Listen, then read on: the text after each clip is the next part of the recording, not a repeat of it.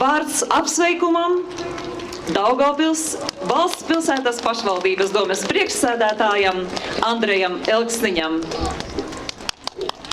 Labvakar, dārgie pilsētnieki, labvakar, dārgie draugi.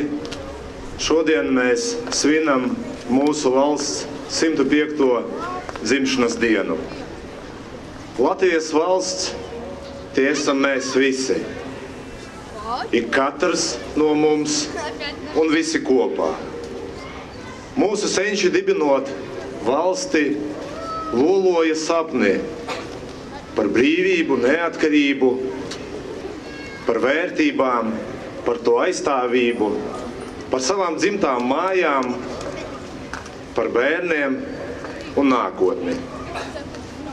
Šodien mums visiem ir jālepojas par to, ka mums ir sava brīva valsts.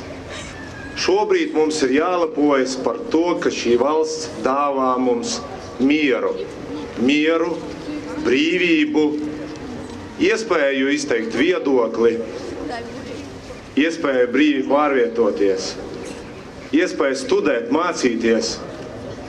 Es novēlu šodien, šajā svinīgajā dienā, ik katram no mums turēt godā savu pilsētu, savu Latgali, savu valsti. Saules mūžu Latvijai. Dievs svētī Latviju!